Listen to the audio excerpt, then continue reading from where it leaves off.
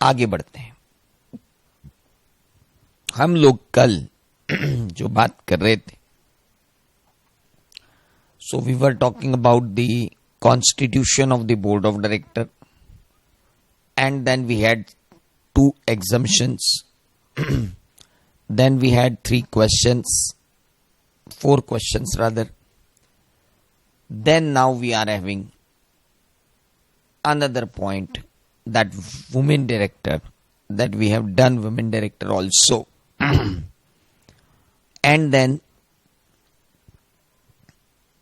women director हम लोगों ने कल पढ़ लिया था मेरा ख्याल है. We did this women director, but just a minute. तो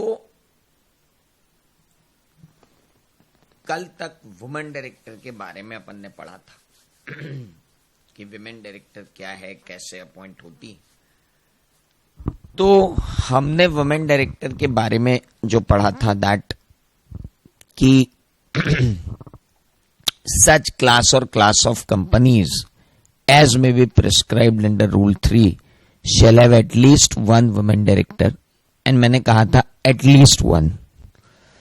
And women director on board में हमने पढ़ा था कि following class of company shall have at least one women director. Every listed company, every other public company having paid up share capital of 100 crore rupees or more and turnover of 300 crore rupees or more. Now, provided, उसके बाद उन्होंने section के अंदर दिया था, provided further that intermittent vacancy of women director. तो मैंने कहा था कि अपन इसको बाद में कर लेंगे, पर क्या है कि साथ साथ जब अपन क्वेश्चन कर रहे हैं तो मेरा ऐसा मन हुआ कि यार अभी पढ़ा देता हूं, फिर कैजुअल वैकेंसी जब पढ़ेंगे तब एक बार और देख लेंगे. क्योंकि क्या है, क्वेश्चन सॉल्व जितने जल्दी होते जाएंगे उतना अपना कॉन्फिडेंस बढ़ता जाएगा. अब आप लोगों से सबसे मेरी रिक्वेस्ट, और वो ये है कि क्या आप लोगों ने सबने अपने आप को ऐप पर रजिस्टर करवा लिया है.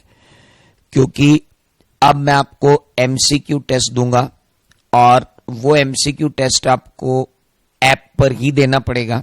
एटीवी ऐप है अपना, उस एटीवी ऐप पर आपको एमसीक्यू टेस्ट देना पड़ेगा इन सारे सेक्शंस का. और एमसीक्यू टेस्ट का रिजल्ट आपको इमीडिएटली मिलेगा with all your right answers. तो वो तो कहीं कोई दिक्कत ही नहीं है. उसके बाद मैं थियोरेटिकल टेस्ट लूंगा, वो अलग है. तो लॉ टेस्ट जो अपना अभी चालू होने वाला है, तो law test is for MCQ. तो वो एमसीक्यू कल शाम तक आपको लोड हो जाएंगे और आपको एक टाइम दिया जाएगा कि इस टाइम से इस टाइम के बीच में ये 30 एमसीक्यू आपको सॉल्व करने, या 15 एमसीक्यू आपको सॉल्व करने 2 नंबर के, या 30 एमसीक्यू सॉल्व करने 1 नंबर के. तो 30 एमसीक्यूज का टेस्ट आपका रहेगा. और वो टेस्ट जो होगा वो आपको प्री इंटिमेटेड रहेगा और आपको बोला जाएगा कि इस समय पर आपको टेस्ट देना है. आपको उसी समय पर ये टेस्ट देना पड़ेगा. जो लोग पेन ड्राइव जी ड्राइव पे देख रहे हैं उनके लिए भी, आप जैसे ही इस लेक्चर पर आए, आप आपके हमारे यहाँ जो हेड हैं उनको कॉल कीजिए और उनको कहिए कि मेरा एक टेस्ट जो लेना है वो टेस्ट देना है मुझको, तो आप वो टेस्ट लाइन अप कर दीजिए. तो वो आपको लाइन अप कर देंगे टेस्ट. आप टेस्ट दे दीजिएगा, आपको हाथों हाथ रिजल्ट मिल जाएगा. तो जो जीडीपीडी में है वो जब भी आप आते हैं आप उनको बोल दीजिए मेरा टेस्ट लाइन अप कर दीजिए, वो आपको ऐप पे टेस्ट लाइन अप कर देंगे. लेकिन जो लाइव पढ़ रहे उनको तो मैं जब बोलूंगा तब टेस्ट देना होगा, उनका ऐसा लाइन अप वाइन अप नहीं होगा. रजिस्ट्रेशन कोड में भेज दूंगा. अभी ये बैच फॉर्म कर रहा हूं मैं ऐप पे, उस ऐप पर ये बैच फॉर्म करके उसमें आप सब लोगों को एडमिट कर दूंगा and then you will get all these things. चलिए अभी तो यहां बात करें.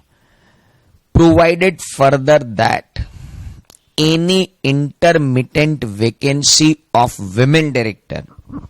इंटरमिटेंट वैकेंसी मतलब casual vacancy. Any intermittent vacancy of a women director shall be filled up by board.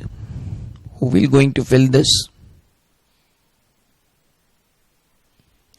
It will be filled up by the board at earliest. जितना जल्दी से जल्दी हो सके आप उतनी जल्दी जो है फिल कर दीजिए सर वैकेंसी, बट लेट मत होइएगा. Not later than immediate next board meeting और 3 months from the date of such vacancy, whichever is later. हाँ जी, तो बहुत क्लियर है. Provided further that any intermittent vacancy of woman director shall be filled by board at earliest but not later than immediate next board meeting or 3 months from the date of such vacancy, whichever is later. यानी सीधी सी बात है कि casual vacancy का मैं क्या करूं. एक minute, मैं आपको कल जिस पे समझा रहा था मैं उसी पे जाऊं ना, ये तो ठीक है.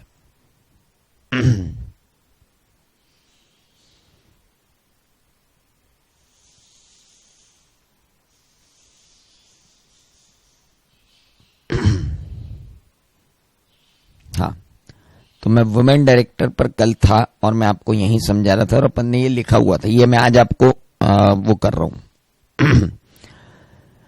Any intermittent vacancy of women director shall be filled up by the board at the earliest but not later than immediate next board meeting or 3 months from the date of such vacancy, whichever is later. तो अब जो अपन बात कर रहे हैं immediate board meeting, ये मैंने आपको लिख दिया था कि इसको अपन लेटर में डील करेंगे, बट अभी ही डील कर लेते हैं. चलो, आज सपोज तारीख है 1 जनवरी 21. 31 दिसंबर के बाद जैसे ही 1 जनवरी 21 आया, हमारे एक डायरेक्टर ने विमेन डायरेक्टर थी, उसने रिजाइन कर दिया. इंटरमिटेंट वैकेंसी हो गई. हमसे कहा जा रहा है जल्दी से जल्दी वैकेंसी फिल करो. हमने कहा जल्दी से जल्दी में मतलब कितना? तो कहते हैं कि या तो आपकी नेक्स्ट बोर्ड मीटिंग जब भी हो या 3 महीने जब भी खत्म, दोनों में से जो भी लेटर हो, लेटर यानी बाद में, या तो 3 महीने में कर लो. नहीं बोले मेरी 4 महीने बाद बोर्ड मीटिंग है, हमारी बोर्ड मीटिंग है अप्रैल 15 को और ये चले गए 1 जून जनवरी को, तो ठीक है ना, जनवरी फरवरी मार्च, इवन 15 अप्रैल को भी तुम्हारी बोर्ड मीटिंग है, तो तुम उस बोर्ड मीटिंग में चले जाओ, कोई दिक्कत नहीं. तुम उस बोर्ड मीटिंग में चले जाओ, कोई दिक्कत थोड़ी है. There is no point in that. Sir हमारी बोर्ड मीटिंग तो अभी हो रही है 15 जनवरी को, पर यार 15 जनवरी को नई वुमेन डायरेक्टर ढूंढ के लाना और अपॉइंट करना थोड़ा मुश्किल है. हाँ, तो फिर एक काम करो, आप 15 जनवरी को मत करो, लेकिन 3 महीने के अंदर कर लेना यार, है ना. सर एक काम करें क्या, ये 15 जनवरी को जो बोर्ड मीटिंग है उसमें तो नहीं करते, लेकिन अगली जो 15 अप्रैल को होगी उसमें कर ले क्या? जवाब दो, पूछा है मैंने तुमसे.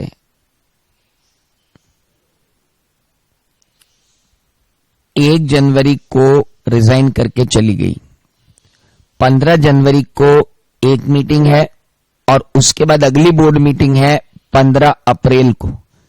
मेरा क्वेश्चन ये है कि कंपनी पूछ रही है कि सर 15 जनवरी को तो अपॉइंट नहीं कर पाएंगे, इतनी जल्दी हमको एलिजिबल वुमेन डायरेक्टर ढूंढना मुश्किल है, तो क्या हम 15 अप्रैल को जो बोर्ड मीटिंग हो रही है उसमें अपॉइंट कर लें? मेरा सीधा सा क्वेश्चन है, हाँ या ना में जवाब दो.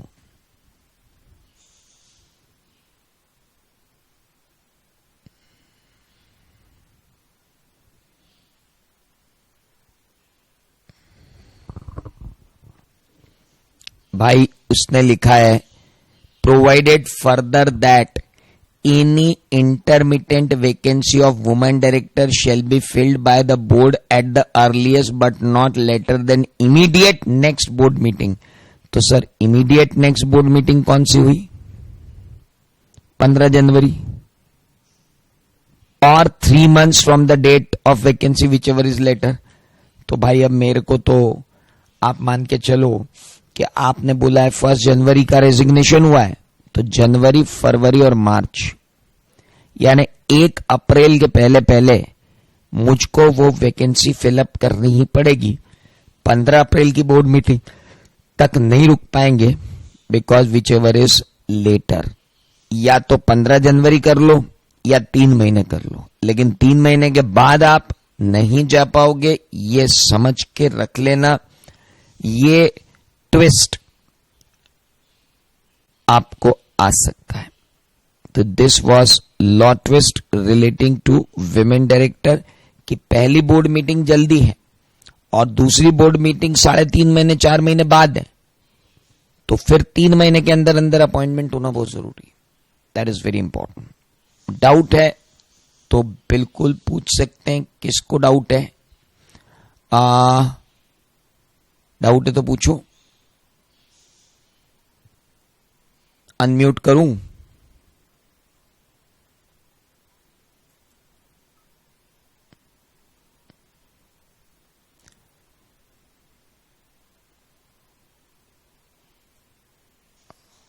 हाँ गौरव पूछो. गौरव पूछो, क्या डाउट है? चलो ठीक है. 15 जनवरी को मीटिंग नहीं हुई या एडजॉर्न हो गई तो क्या होगा? सर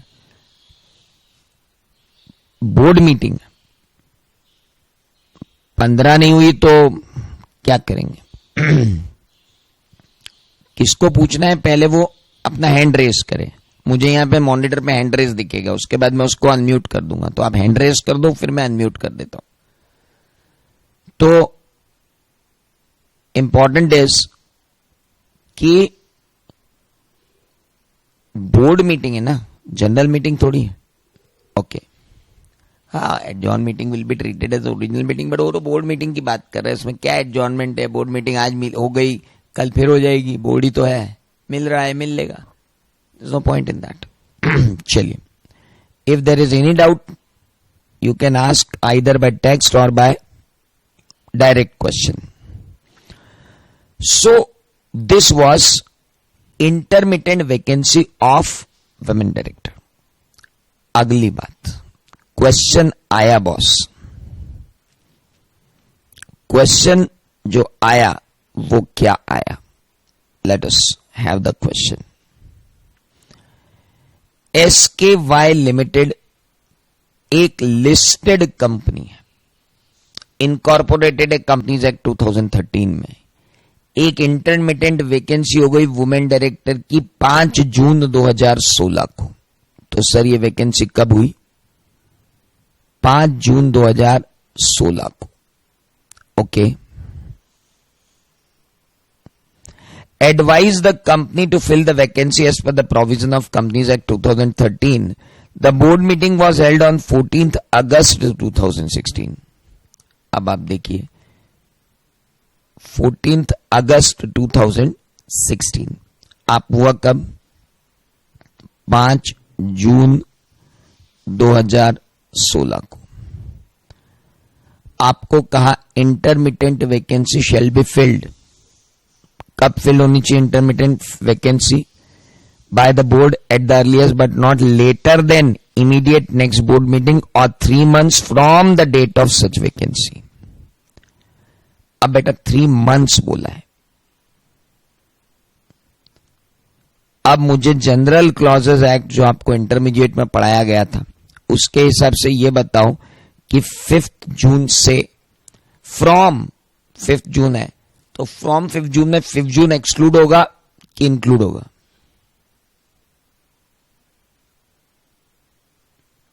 5th जून की डेट इंक्लूड होगी कि एक्सक्लूड होगी? ओए लॉ पढ़ रहे हो तुम लोग यार, जल्दी बताओ। 5 जून को वैकेंसी हुई, इन्होंने कहा यहां से 3 महीने के अंदर अंदर, विद इन 3 मंथ्स। तो मुझे बताओ ये डेट एक्सक्लूड होगी कि नहीं होगी? ये एक्सक्लूड होगी, 5 जून एक्सक्लूड होगी। ओके, अब 5 जून एक्सक्लूड करके 3 महीने कितने हुए? 5 जून एक्सक्लूड होगी, यानी 3 महीने के अंदर अंदर, 5 जून एक्सक्लूड करके 3 महीने के अंदर अंदर, 5 जून से 5 जुलाई, 5 अगस्त, 5 सितंबर, 6 सितंबर नहीं कि 6 सितंबर,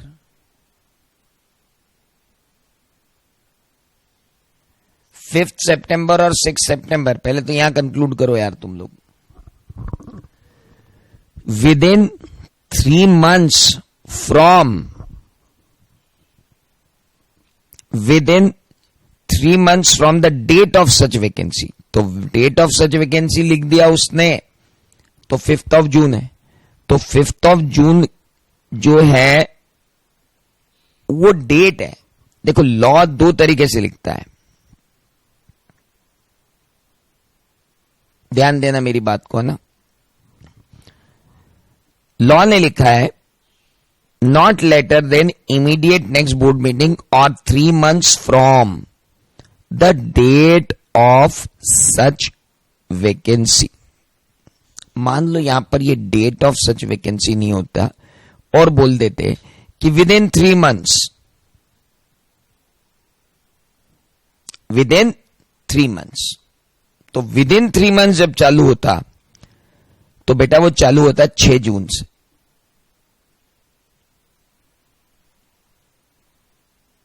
क्योंकि जब आपको ये नहीं दिया हुआ कि डेट ऑफ द मीटिंग, तो वो एक्सक्लूड होगी। लेकिन यहां पर उन्होंने क्या दे दिया, डेट ऑफ द मीटिंग क्या है, 5 जून।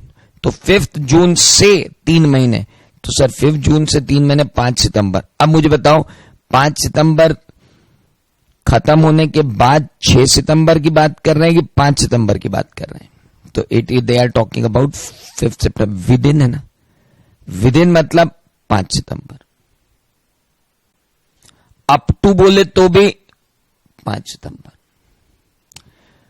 फ्रॉम बोला और डेट नहीं दी तो ये वाली डेट एक्सक्लूड होती। जनरल क्लॉजेस एक्ट बोलता है अगर किसी पर्टिकुलर क्लॉज में फ्रॉम और टू दिया हुआ है तो फ्रॉम वाली डेट को एक्सक्लूड करो और टू वाली डेट को इंक्लूड करो।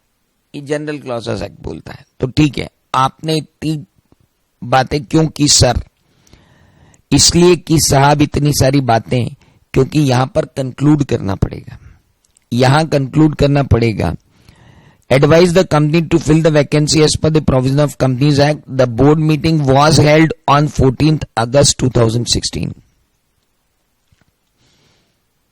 तो उनको बोल दो कि या तो आप 14 अगस्त के दिन हो रही मीटिंग के अंदर बंदे को वुमेन डायरेक्टर अपॉइंट कर लो, या फिर आप चाहो तो 5 सितंबर के पहले कभी भी विमेन डायरेक्टर का अपॉइंटमेंट कर सकते हो।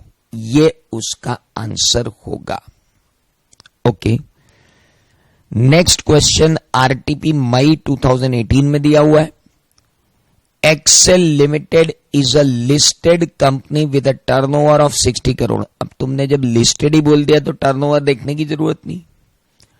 कंपनी ने अपॉइंट किया R as women director on 15th March 2017। 1 minute, 1 मार्च 2017 को वुमेन डायरेक्टर अपॉइंट हो गए। Mrs R already a director of 12 companies including public company. ये मैक्सिमम डायरेक्टरशिप पे प्रॉब्लम है, इसको अभी अपन को सॉल्व नहीं करना है, अगला वाला प्रॉब्लम लेते हैं। Examine the validity of the following appointment with reference to the provision of the Companies Act 2013. The Board of Director of MNP Limited appointed Miss Neha as a woman director in the board meeting held on 10th September 2014.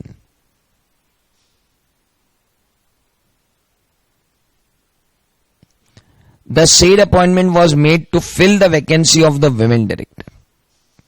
which had occurred as a result of resignation of Miss Sheila on 30th June 2014.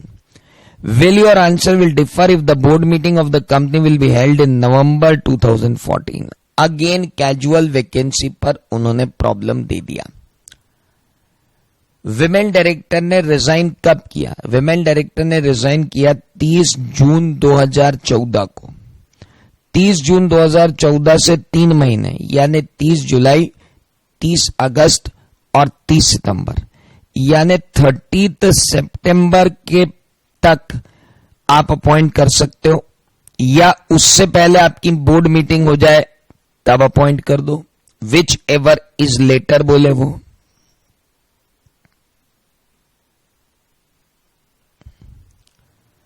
और इन्होंने कब appoint कर दिया? When they appointed 10th of September यानी 30 सितंबर के पहले immediate board meeting हो गई. अब अगर 30 सितंबर के पहले इमीडिएट बोर्ड मीटिंग हो गई और उन्होंने 10 सितंबर को अपॉइंटमेंट कर दिया है तो it is a valid appointment, there is no harm in it. Okay, लेकिन अब ये बोल रहे हैं कि what if your answer differ if the board meeting of the company will be held on 8th November. तो क्या हम 8th नवंबर तक वेट कर सकते हैं?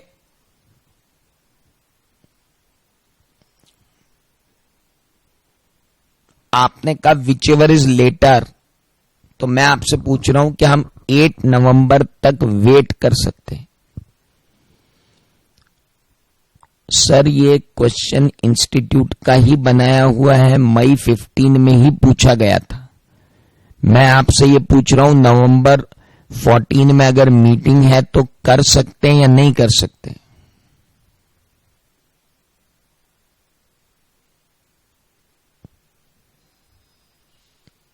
कर सकते हैं.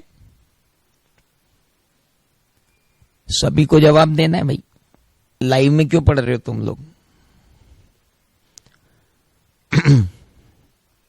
लेकिन क्या हमें अपने आंसर में यह लिखना पड़ेगा कि apart from the consequences of not holding the board meeting at regular interval, if this is the immediate next board meeting in November 14, यह आप वहां क्लैरिफाई करके आओगे बॉस कि नवंबर 14 तक. अरे यार, उसने 30 जून 2014 को क्या कर दिया? रिजाइन कर दिया. और आप नवंबर 2014 तक कोई बोर्ड मीटिंग ही नहीं कर रहे हो. How is it possible? अच्छा चलो, आपने 14 नवंबर तक बोर्ड मीटिंग नहीं की तो आपकी इमीडिएट नेक्स्ट बोर्ड मीटिंग कब हो रही है? नवंबर 2014 में. तो क्या वुमेन डायरेक्टर का अपॉइंटमेंट वैलिड है? तो हम बोलेंगे सब वुमेन डायरेक्टर का अपॉइंटमेंट नवंबर 2014 में अगर आप कर रहे हो तो वैलिड है, क्योंकि वहां विच एवर इज लेटर लिखा है apart from the other consequences which a company is going to face due to non-holding of board meeting at regular interval. Boss आप सीए फाइनल में हो, आपको 173, 174, 175 का भी ध्यान रखना पड़ेगा जो बोर्ड मीटिंग की सेक्शंस है. अभी पढ़ाई नहीं है बट अपन ध्यान रखेंगे क्योंकि ये बात बहुत इंपॉर्टेंट है कि हमें ये चीज देखनी ही पड़ेगी. We need to take care of that. आपको मेरी बात समझ में आई या नहीं आई? आप ये बताओ, मैंने जो बोला वो क्या बोला? Apart from the consequences of not holding the board meeting at regular interval, appointment of Miss Sheela even on November 14 is valid because whichever is later concept is there. ये आपको वहां पर लिखकर आना पड़ेगा बॉस. ये बात बड़ी इंपॉर्टेंट है. चलिए, कल हम बात कर रहे थे रेजिडेंट डायरेक्टर की. Every company shall have at least one director who stays in India.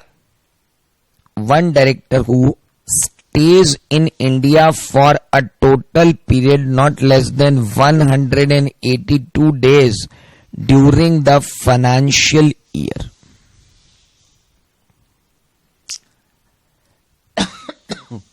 Every company, जब आपने बोल दिया मेरे मालिक, तो यहां पर ऑल कंपनीज आ गई मेरे दोस्त।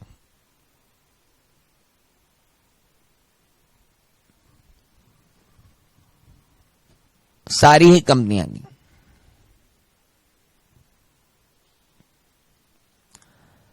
ओपीसी क्या, स्मॉल क्या, डॉर्मेंट क्या, सब आ गए। Every company shall have at least one director who stays in India for a total period of not less than 182 days during the financial year. Okay. अब मेरे एक सवाल का जवाब दो। कंपनी ने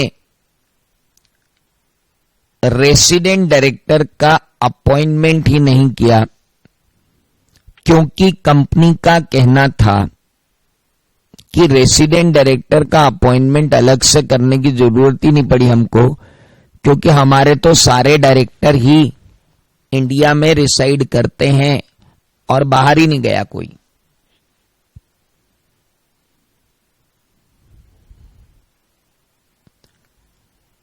यार एक काम करो, जरा कैमरे ऑन करना तुम्हारे सबके, मेरे को दिख ही नहीं रहा तुम पढ़ भी रहे हो कि नहीं। ऑन करो जरा कैमरा। हाँ, जरा मेरे को भी तो समझ में आए कि तुम पढ़ रहे हो। फेस के एक्सप्रेशन ही नहीं दिख रहे तुम्हारे। मैं जो क्वेश्चन पूछ रहा हूं, nobody want to answer it. हाँ भैया, मुझे ये बताओ कि मैं जो पूछ रहा हूं, मेरा क्वेश्चन ये है कि अगर एक कंपनी में सारे के सारे बोर्ड ऑफ डायरेक्टर इंडिया में ही रिसाइड कर रहे हैं, they are residing in India, वो कह रहे हैं हमने किसी डायरेक्टर को अपॉइंट ही नहीं किया कि ये रेसिडेंट डायरेक्टर है, क्योंकि रेसिडेंट डायरेक्टर अपॉइंट करने की जरूरत नहीं होती, वो तो होना चाहिए। आर्ग्यूमेंट है। अब आपसे बोल रहे हैं कि बताओ क्या करें। तो बॉस, रेसिडेंट डायरेक्टर का अपॉइंटमेंट करने की जरूरत नहीं है। उन्होंने लिखा है shall have at least one director. आपको किसी एक डायरेक्टर को कान पकड़ के डेजिग्नेट नहीं करना है कि भाई तू रेसिडेंट है। इट्स नॉट दैट कि आप किसी डायरेक्टर को कह रहे हो कि तू रेसिडेंट है। भाई कोई जरूरत नहीं किसी को पकड़ के रेसिडेंट बनाने की।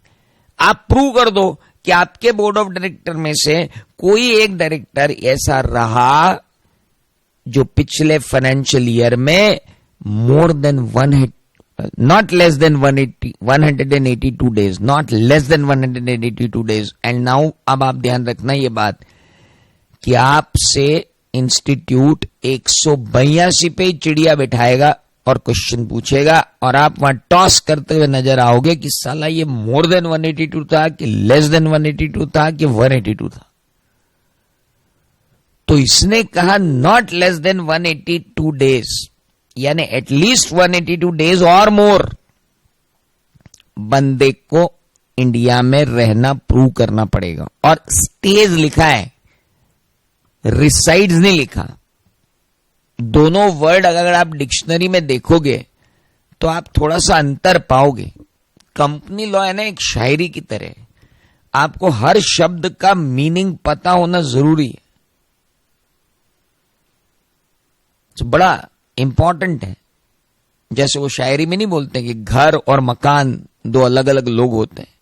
मकान सिर्फ एक मकान होता है, रहने वालों से घर बनता है। ऐसे भयंकर टाइप के जो शायरियां होती है ना, तो गूढ़ अर्थ होते हैं जिनके, वैसे इनका भी अर्थ अब यहां लिख रहा है stage.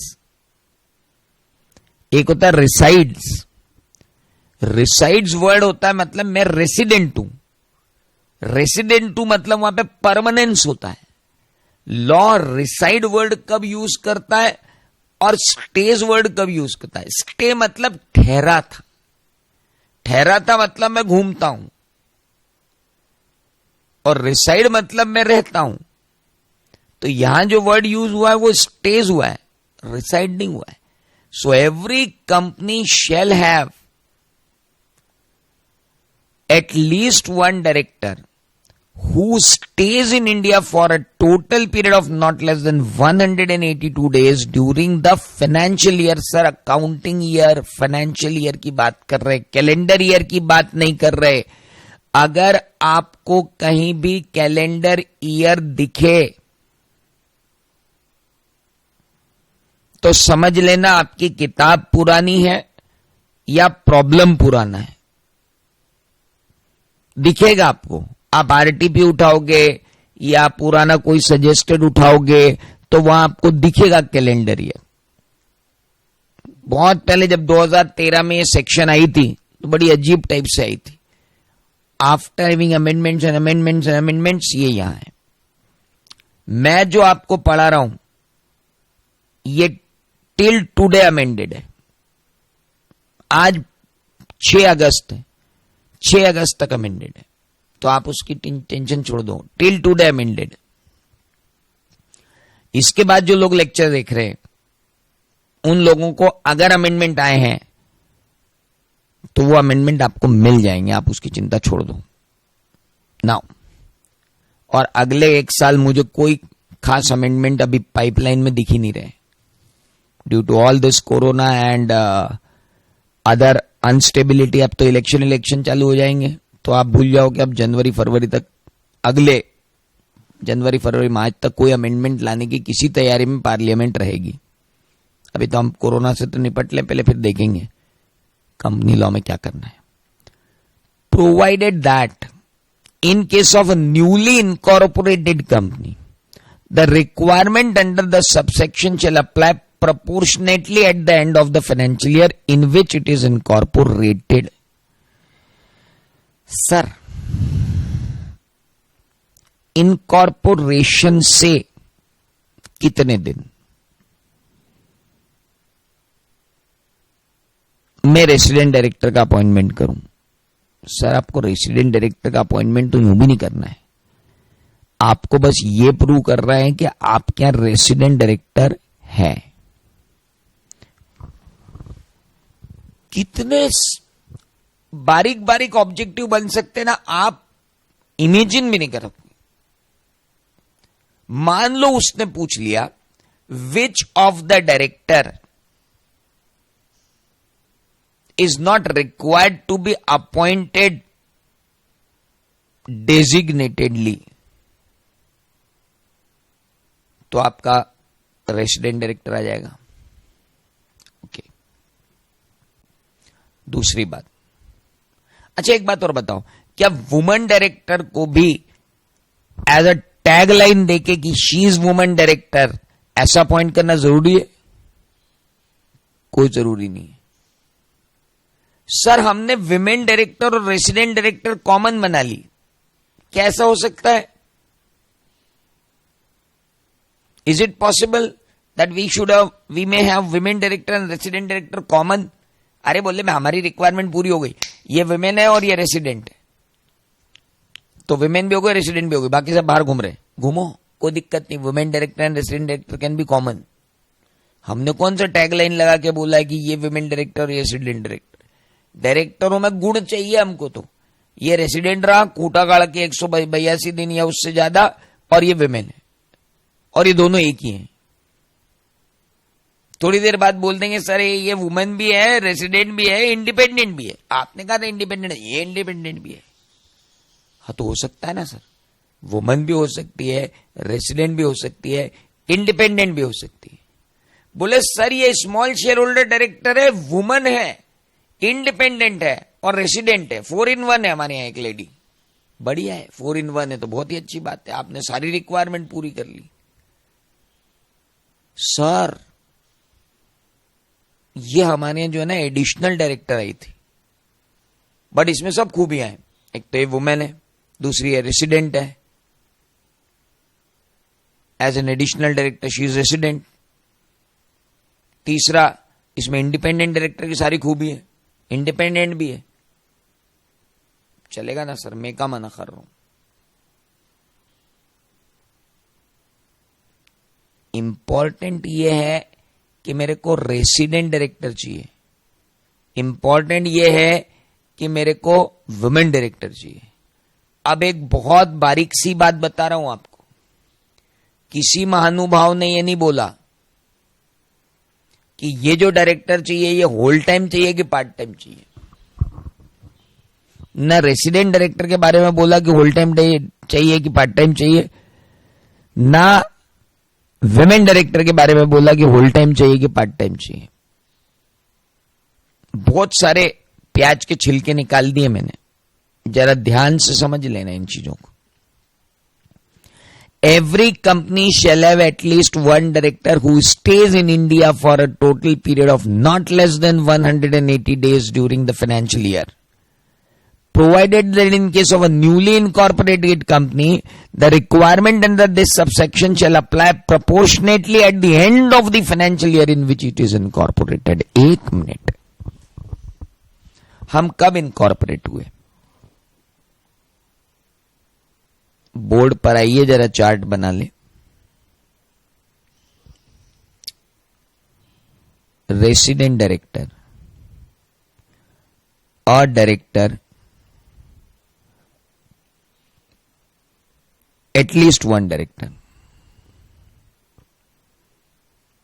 At least one director amongst board of director shall stays in India for more than or equal to 180 days in a financial year. अब साहब एक कंपनी इनकॉर्पोरेट हुई 6 अगस्त 2020 को, incorporated on 6th August 2020.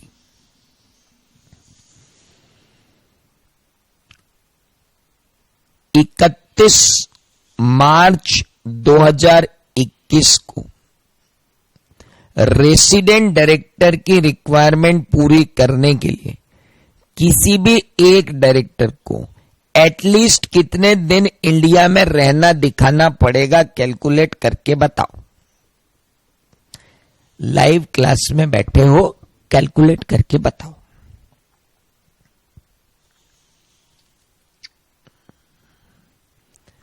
निभा, गौरव, जो तुम अभी एग्जाम दे रहे हो, नवनीत, तुम लोग तो पहले कैलकुलेट करो बाकी तो ठीक है।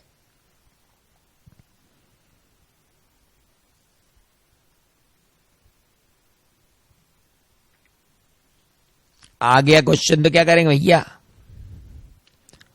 6 अगस्त 2020 को कंपनी इनकॉर्पोरेट हुई, 31/3/2021 के दिन रेसिडेंट रिक्वायरमेंट देखने के लिए किसी भी डायरेक्टर को, किसी एक डायरेक्टर को मिनिमम कितने दिन रेसिडेंट रहना पड़ेगा इंडिया में, क्योंकि उसने बोला प्रोपोर्शनेट निकालो। तो मेरे दोस्त 365 दिन में से 182 दिन तो इनकॉर्पोरेट हुई 6 अगस्त को, तो इंक्लूड करना 6 अगस्त को। From the date of incorporation just include it. 6 अगस्त इनकॉर्पोरेशन डेट से लेकर 31 मार्च तक कितने दिन होते हैं, पहले वो दिन निकालो। 6 अगस्त से 31 मार्च तक डेज कैलकुलेट किए जाएं। हम इनकॉर्पोरेट हुए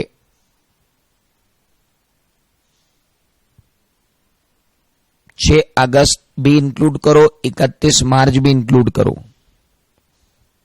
कितने हुए? 237 हुए क्या? मेरे पास एक फिगर आ रहा है 237 का, वापस देख लो कितने हुए।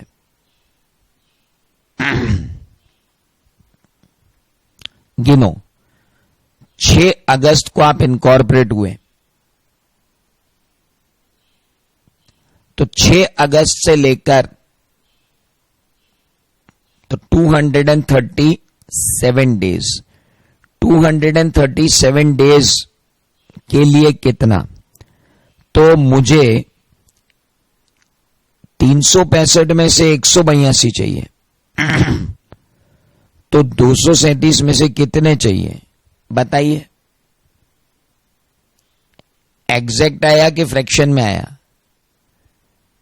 118.17। तो जब एटलीस्ट लिख दिया तो 0.17 का कोई मतलब ही नहीं है, तो 119 ही जाना पड़ेगा। एटलीस्ट तो कुछ, एटलीस्ट 182 डेज है, मतलब एटलीस्ट तो रुकना ही पड़ेगा। तो 118 को मेरे को राउंड ऑफ करके जाना पड़ेगा, दैट विल बी 119 डेज। तो हम बोलेंगे 119 दिन आपको रहना पड़ेगा। 119 days you have to be there. Proportionate का मतलब ये होता है newly incorporated company, the requirement under this section shall apply proportionately at the end of the financial year in which it is incorporated. जिस फाइनेंशियल ईयर में आप incorporated हुए हो, उस फाइनेंशियल ईयर के अंदर।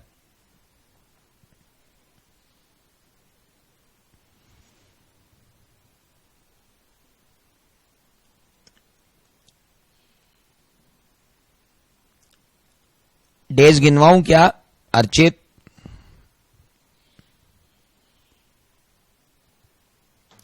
Look at this.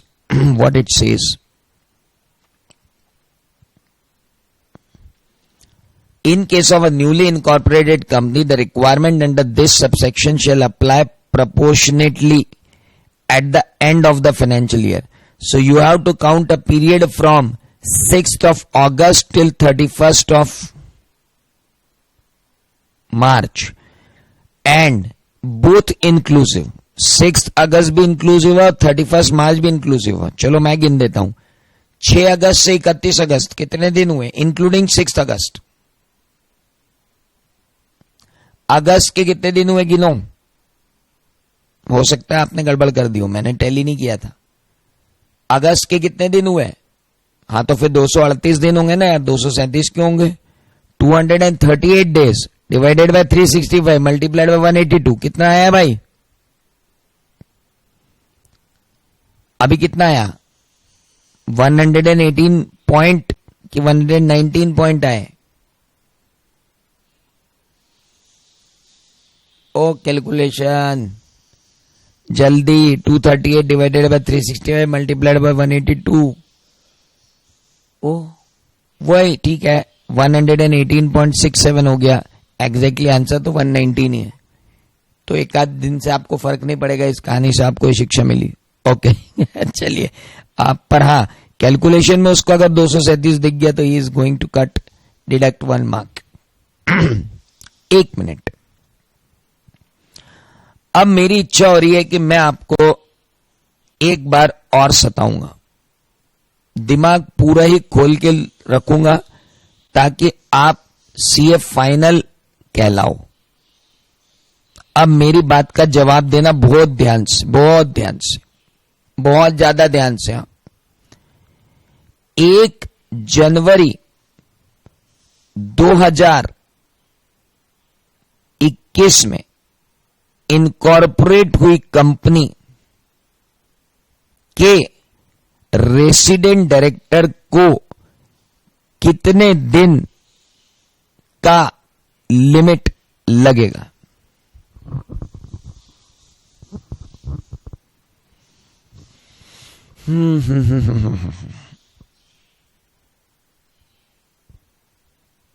कुछ लोग समझ गए होंगे मेरे क्वेश्चन को।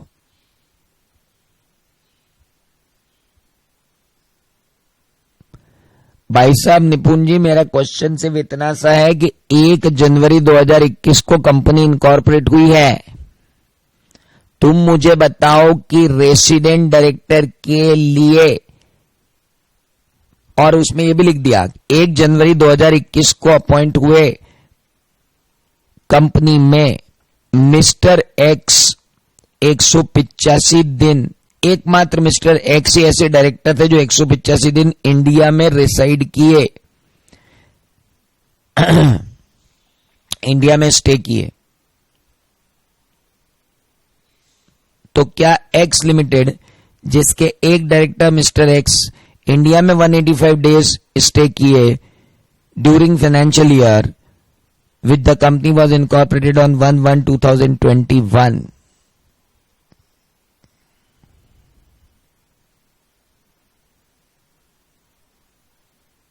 तो मैं ही बता दूं, कोई बता रहा है क्या? अगर बता रहा है तो हाथ ऊंचा कर दे, नहीं तो मैं फिर वेट नहीं करूं। बताओ, इतने सारों में से कोई तो बोलो। चलो कोई बात नहीं। मेरे प्यारे गधड़ों, अगर 1 जनवरी 2021 को ये इनकॉर्पोरेट हुई है तो इसका फाइनेंशियल ईयर 31 मार्च 2022 जाएगा, और जब ये 31 मार्च 2022 जाएगा तो यहां 182 डेज नहीं लगेगा। बावा निपट जाओगे एग्जाम में। बोले तेरे को फाइनेंशियल ईयर भी नहीं आता है क्या?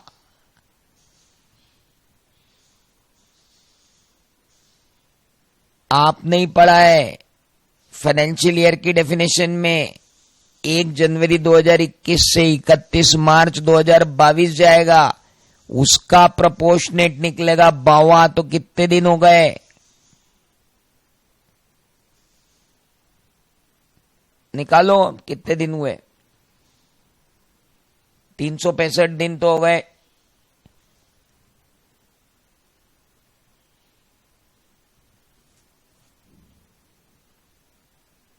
एक जनवरी 2021 से 1 जनवरी 2022, 365 दिन तो यही हो गए। उसके बाद 30 दिन जनवरी के ले लो, 31 दिन जनवरी के, 28 दिन फरवरी के, 31 दिन मार्च के। टोटल नंबर ऑफ डेज कितने हो गए? अरे मेरे भाई, 365 दिन तो आपके हो गए 2020 के, 2021 के 31 दिन, फिर 28 दिन, फिर 31 दिन। टोटल कितने हो गए बावा?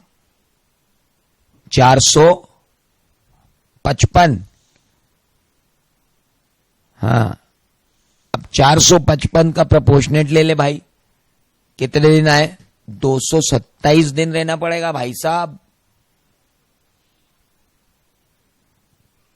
ऐसा क्यों है कि जब सजेस्टेड में आंसर आएगा तभी हम समझेंगे? मतलब हम इतिहास से ही सीख लेंगे, इतिहास कभी नहीं बनाएंगे। ये तो बहुत ही गलत बात है।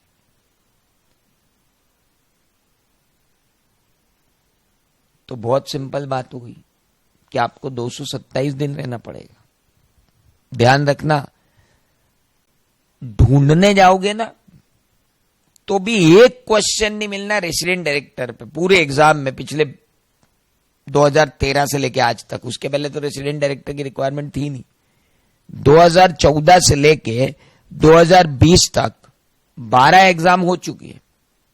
11 सॉरी, ना 10, 11वीं तो कैंसिल ही हो गई। 10 एग्जाम हो चुकी है। पिछली 10 एग्जाम में एक बार नहीं पूछा उसने रेसिडेंट डायरेक्टर। अब जब पूछेगा इसी पे पूछने वाला है वो, ये ध्यान रखना। ओके,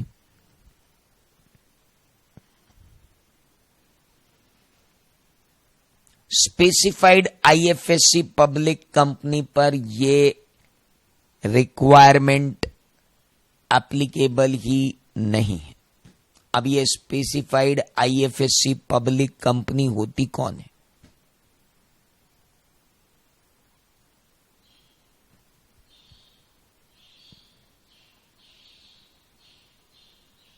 ध्यान देना बेटा।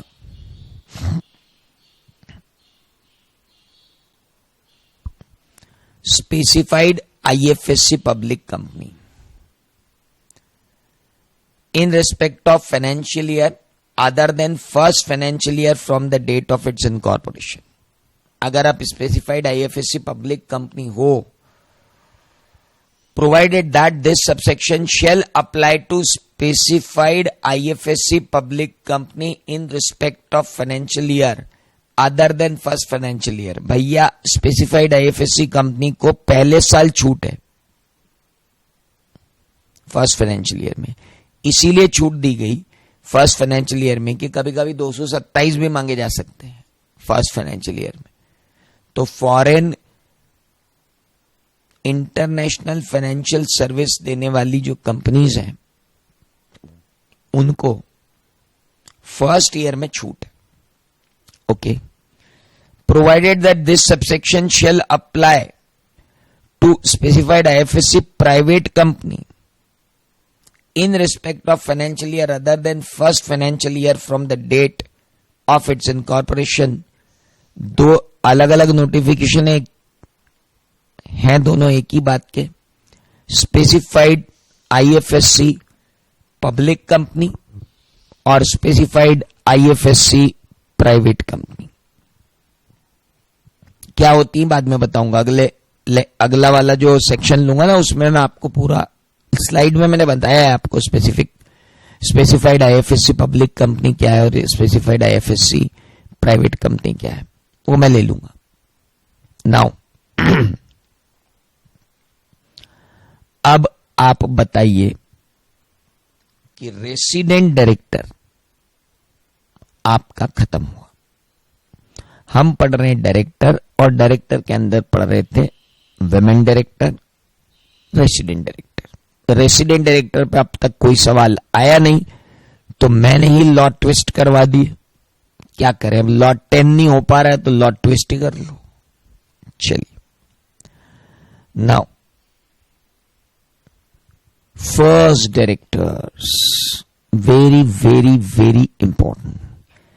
पहले डायरेक्टर्स किस तरह से अपॉइंट होते हैं।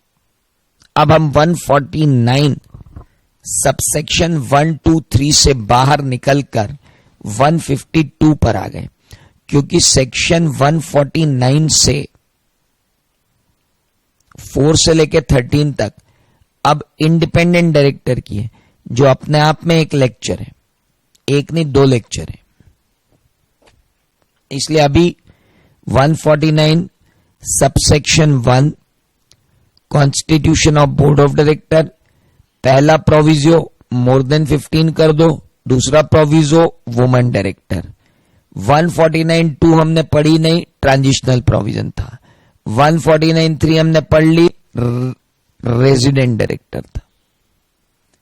149(4) हम पढ़ेंगे नहीं क्योंकि वो इंडिपेंडेंट डायरेक्टर है।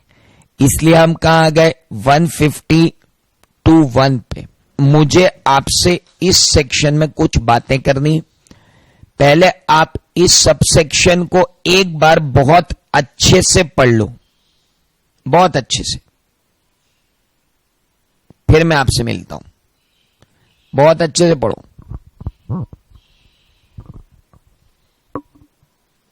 क्वेश्चन पूछना है मेरे को आपसे।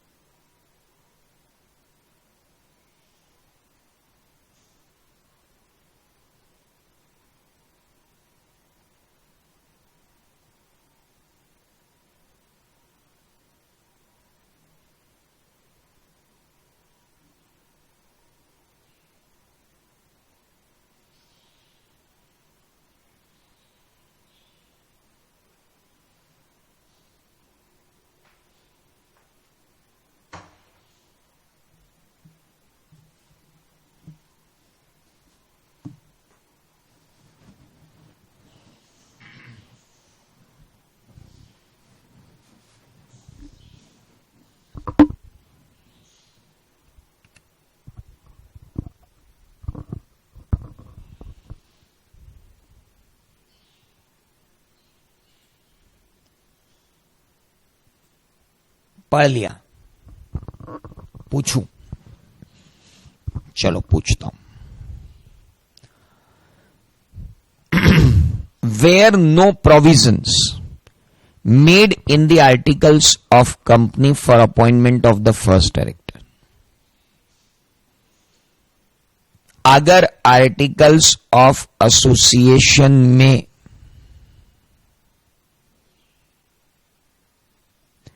फर्स्ट डायरेक्टर कौन है अगर आपने नहीं बताया, तो subscriber to the memorandum who are individuals shall be deemed to be first director of the company until the directors are duly appointed, and in case of one person company, an individual being member shall be deemed to be the first director until the director or directors are duly appointed by the member in accordance with the provisions of this section.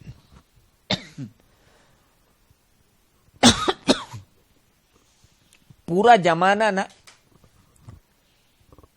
बस अनुवाद कर रहा है इसका, सारा India translation कर रहा है इस सेक्शन का। और मैं मिनिस्ट्री ऑफ कॉर्पोरेट अफेयर्स से पूछना चाहता हूं कि इस सबसेक्शन 1 का मतलब क्या है।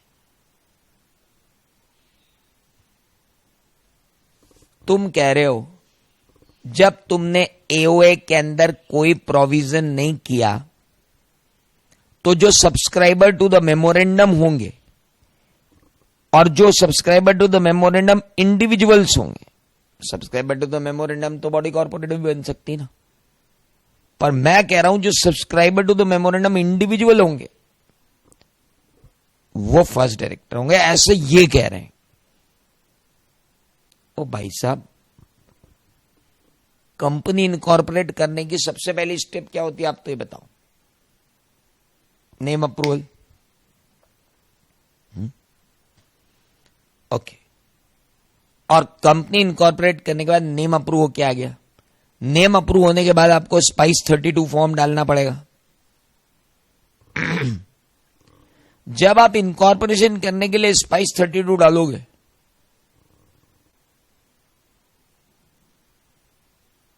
तो उसके साथ अटैचमेंट में आपको फॉर्म डालने पड़ेंगे। There are so many forms,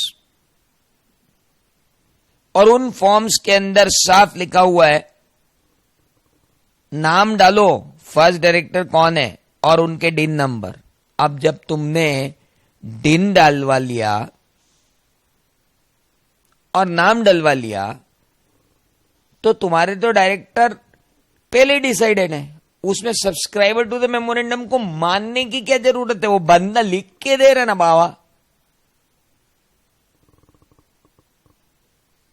जाके देख लो स्पाइस 32 फॉर्म, उसके साथ लगने वाले जो अटैचमेंट फॉर्म है INC 29 जो भी है। पॉसिबल ही नहीं दादा। कंपनी इनकॉर्पोरेट करने के लिए सबसे पहले आदमी का पैन नंबर लाओ। पैन नंबर क्यों लाओ? क्योंकि पैन नंबर लाओगे तो डील नंबर आएगा, और तो डील नंबर क्यों लाओ, और बिना डील नंबर के स्पाइस 32 जाएगा कैसे? तो बाबा कंपनी इनकॉर्पोरेट करने कोई हमारे ऑफिस में आएगा तो सबसे पहले हम उससे क्या बोलेंगे, तेरा पैन नंबर है, आधार है? नहीं है तो पहले पैन और आधार बनवा, क्या कंपनी तो बाद में इनकॉर्पोरेट होगी दादा। नेम अप्रूवल करवा देते तेरा। अब नेम अप्रूवल भी अपने पास तो अलग अलग तरीके से होता है। आजकल तो रन फॉर्म आ गया नेम अप्रूवल का, 20 दिन तक नाम अटका के रख लो। नेम अप्रूव करवा लो स्पाइस 32। आप नेम अप्रूव 2 तरीके से करवा सकते हो, रन फॉर्म के थ्रू भी करवा सकते हो और स्पाइस 32 के तरह से भी करवा सकते हो। स्पाइस 32 में नेम भी अप्रूव हो जाएगा, सब हो जाएगा, एक ही साथ सारा काम हो जाएगा। सिंप्लीफाइड फॉर्म है वो। अब वो जो स्पाइस 32 फॉर्म है दादा, उसके अंदर तो लिखना पड़ता है फर्स्ट डायरेक्टर कौन, डीन कौन, और ये सेक्शन देखो तो क्या बोल रही, सब्सक्राइबर टू द मेमोरेंडम को मान लेंगे कि they are the first director. अरे भैया सब कहने की बातें हैं। अब वो क्या बोलते हैं मालूम, एओए में नहीं लिखा है कि फर्स्ट डायरेक्टर कौन है, और तो ड्राफ्ट एओए तो बनाना ही पड़ेगा। ड्राफ्ट एओए में नाम डाल, चल ड्राफ्ट एओए में नाम नहीं डाला, नहीं डाला, तो वो ड्राफ्ट एओए जिसके साथ अटैच करके भेज रहा है, फॉर्म अपलोड कर रहा है तू, उस पे कर। सर मतलब आप क्या कहना चाहते हो एक बारे में बता दो। मैं ये कह रहा हूं कि अगर कोई क्वेश्चन एग्जाम में आ जाए कि फर्स्ट डायरेक्टर कौन, तो कह देना या तो एओए में डिफाइंड है वो, या फिर सब्सक्राइबर टू द मेमोरेंडम को मानेंगे। एकेडेमिकली तो अब मैं क्या बोलूं, अब मैं इसको कमेंट तो नहीं कर सकता है बैठ के। एकेडेमिकली तो आज भी ये वही है कि फर्स्ट डायरेक्टर का नाम एओए में लिख दो, एओए में फर्स्ट डायरेक्टर का नाम नहीं लिखा हुआ है, कोई बात नहीं, तो जो भी सब्सक्राइबर टू द मेमोरेंडम है और इंडिविजुअल्स है वो first director of the company कहलाएंगे जब तक कि, और वो डायरेक्टर कब तक डायरेक्टर रहेंगे, जब तक कि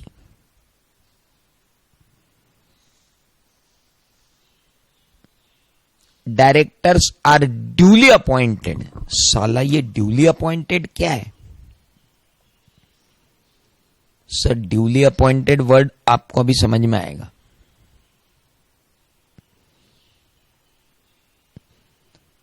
duly appointed means, duly appointment means ये सेक्शन 152(2) इसको कहते हैं duly appointment. Save as otherwise expressly provided in this act every director, भाई साहब एवरी वर्ड पे ध्यान देना, शेल पे ध्यान देना, bye the company in general meeting पे भयंकर ध्यान देना। कसम खा लो जब तक कोई सेक्शन ये नहीं बोलेगी दैट इस डायरेक्टर का अपॉइंटमेंट बोर्ड ऑफ डायरेक्टर कर सकते हैं, तब तक कसम खा लेना कि अपॉइंटमेंट तो जनरल मीटिंग में ही होगा। कसम खा लो हर डायरेक्टर का अपॉइंटमेंट कहां होगा, जनरल मीटिंग में ही होगा, चाहे एजीएम में हो चाहे ईजीएम में हो, लेकिन होगा जनरल मीटिंग में। सर एक्ट ने बोला है कि बोर्ड करेगा, एक्ट बोले तो बोर्ड करेगा। सर एक्ट ने बोला सेंट्रल गवर्नमेंट करेगी, हो तो एक्ट बोल रहा है तो सेंट्रल गवर्नमेंट करेगी। जिस सेक्शन में एक्ट ने बोला कि ये अपॉइंट करेंगे तो वो अपॉइंट करेंगे, लेकिन किसी सेक्शन में ये नहीं बोला कि कौन अपॉइंट करेंगे तो सिर्फ कौन अपॉइंट करेगी, जनरल मीटिंग। सो रूटीनली जो डायरेक्टर का अपॉइंटमेंट होता है वो सिर्फ जनरल मीटिंग में होता है। कान खोल के अपने दिमाग का ढक्कन खोल के बात डाल के बंद कर दो कि भैया डायरेक्टर का अपॉइंटमेंट जनरल मीटिंग के अलावा कोई खा नहीं कर सकता, जब तक कि एजीएम में, जब तक कि एक्ट ने किसी सेक्शन में स्पेसिफाई किया हो। 100% शेयर होल्डर ने मिलकर रेजोल्यूशन पास कर दिया कि डायरेक्टर्स का अपॉइंटमेंट आज के बाद जो भी करेंगे वो बोर्ड ऑफ डायरेक्टर ही करेंगे।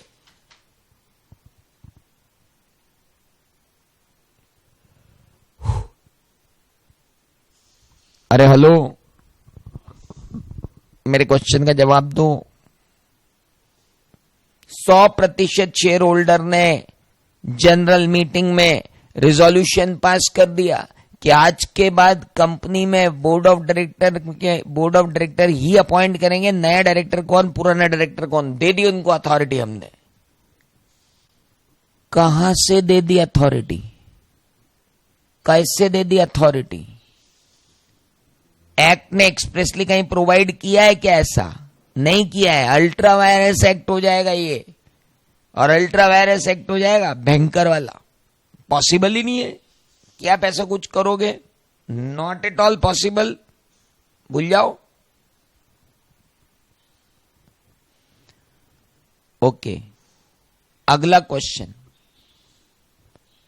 Save as otherwise expressly provided in this act every director, every मतलब every, shall be appointed by company in general meeting।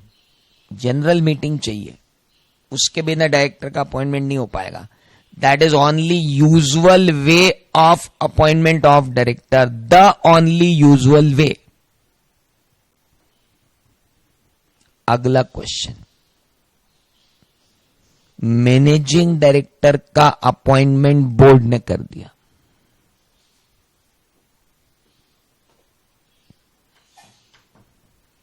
क्या board of director managing director का अपॉइंटमेंट कर सकते हैं?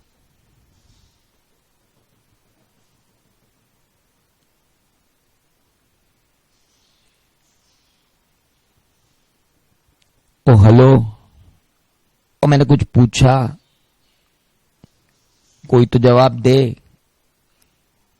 पेन ड्राइव पे पढ़ने वालों, कितनी मजबूरी है तुम्हारी बताओ लाइव पढ़ना.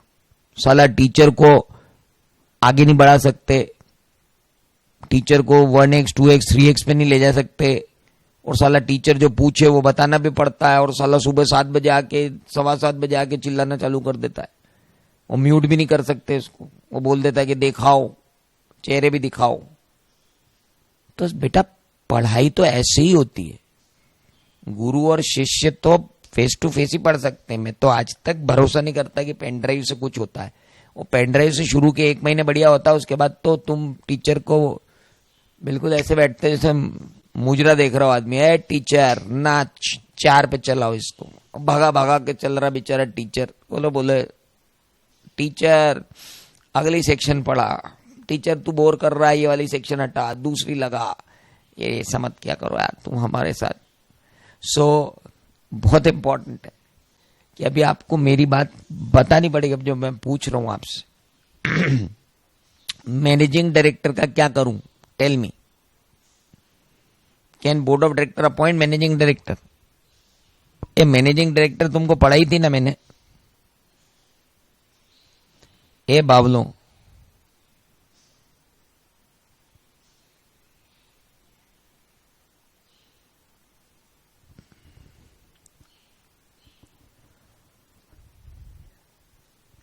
एक महान व्यक्ति हैं जिन्होंने YouTube पे अपना कोई लेक्चर डाल रखा है. उन्होंने अपने लेक्चर में यह कहा है कि मैनेजिंग डायरेक्टर एक ऐसा डायरेक्टर होता है जिसका अपॉइंटमेंट बोर्ड कर सकता है. भाई साहब, बोर्ड अपॉइंटमेंट नहीं करता मैनेजिंग डायरेक्टर का. मैनेजिंग डायरेक्टर ऑलरेडी एक डायरेक्टर होता है, ड्यूली अपॉइंटेड, जिसे बाय वर्च्यू ऑफ एओए या resolution pass in general meeting या board of director interested with substantial power of management affairs of the company includes the director occupying by, उसे power दिए जाते हैं. वो डायरेक्टर तो पहले से होता है भाई साहब. वो मैनेजमेंट के पावर एओए से लेता है, मैनेजमेंट के पावर एग्रीमेंट से लेता है, मैनेजमेंट के power resolution bye general meeting से लेता है, या मैनेजमेंट के पावर बोर्ड ऑफ डायरेक्टर से लेता है. डायरेक्टर तो वो पहले से रहता है.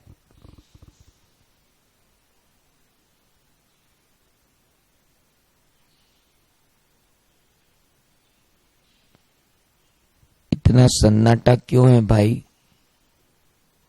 कुछ समझ में आया मैंने क्या बोला? Managing director means a director who by virtue of AOA, agreement, resolution, general meeting, a board is interested. He is interested with the responsibility by above 4 ways. He is not appointed by board. He is not appointed by AOA. जिस दिन ये question पूछ लिया ना institute ने, 90% student गलत लिख के आएंगे, क्योंकि फ्री में जो यूट्यूब से पढ़ते हैं उनके यही हाल होते हैं, और होना भी चाहिए. कोई सेंसर तो है नहीं. टीचर ने अपने पीछे लगा लिया नंबर 1 टीचर, तो सबने कहा यार ये नंबर 1 है, इसने अपने आप को नंबर 1 बोला. और वो नंबर 1 टीचर पढ़ा रहा है, managing director can be appointed by board of director. He is the only managing director who can be appointed, only director. चिल्लाए मत, पहले पढ़ ले, उसके बाद चिल्लाना. चिल्ला के पढ़ाने से, सही पढ़ाना है मैं नहीं मानता। भाई साहब देखो तो सही यार, देखो यार, समझो यार। वो बोल रहा managing director means a director, मतलब साला डायरेक्टर तो पहले ही है, उसको पावर बाद में दे रहे अपन। बहुत क्लियरली समझ लेना बॉस, फालतू चीजें पढ़ना बंद करो। कुछ तो भी पढ़ा रहे और कुछ तो भी पढ़ रहे हैं। 2 दिन हुए नहीं चार्टर्ड अकाउंटेंट में नंबर 1 टीचर हो गए। क्यों फेल करा रहे यार बच्चों को, परेशान कर रखा बिल्कुल। तो सर क्लियर कर लेना मेरी बात यहां पे कि डायरेक्टर ड्यूली अपॉइंटेड करने का है अपने को, और ड्यूली अपॉइंटेड करने का है मतलब ड्यूली अपॉइंटेड ही करने का है। कोई डायरेक्टर ऐसा नहीं है जिसे बोर्ड अपॉइंट कर दे, एक्सेप्ट कैजुअल वैकेंसी होगी तब, या कुछ और जगह मैं बताऊंगा तब। इसलिए हमेशा बिल्कुल धक्कन लगा लो दिमाग में बंद करके कि डायरेक्टर का अपॉइंटमेंट जनरल मीटिंग में ही होगा, काम खत्म। मैं बोलूंगा एडिशनल, देखो एक्ट में लिखा है। मैं बोलूंगा नॉमिनी, मैं बोलूंगा देखो एक्ट में लिखा है। मैं बोलूंगा अल्टरनेट, मतलब देखो एक्ट में लिखा है। कैजुअल वैकेंसी एक्ट में लिखा है। एक्ट ने लिखा क्या, हाँ तो वैसे कर लो। एक्ट ने नहीं लिखा, हाँ तो जनरल मीटिंग करो, काम खत्म। ओके,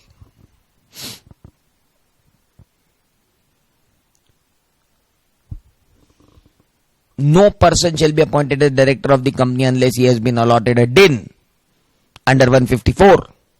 हाँ ठीक है, DIN देखेंगे तब बता दूंगा। वैसे ही मैंने तुमको स्पाइस 32 भरने से पहले ही बोल दिया कि तुमको क्या चाहिए, DIN। तो वो तो ये सेक्शन क्या बोलेगी, इनका फॉर्म बोलता है कि पहले DIN ले फिर डायरेक्टर बनना।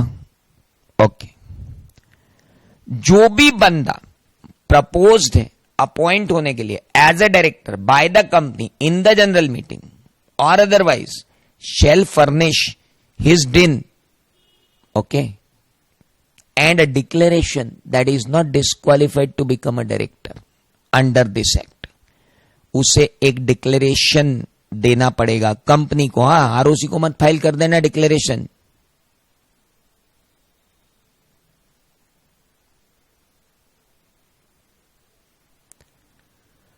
ये डिक्लेरेशन आरओसी को मत दे देना, वो डिक्लेरेशन कंपनी को देना है। वो कंपनी करेगी जो करना है। A person appointed as director shall not act as a director unless he gives his consent.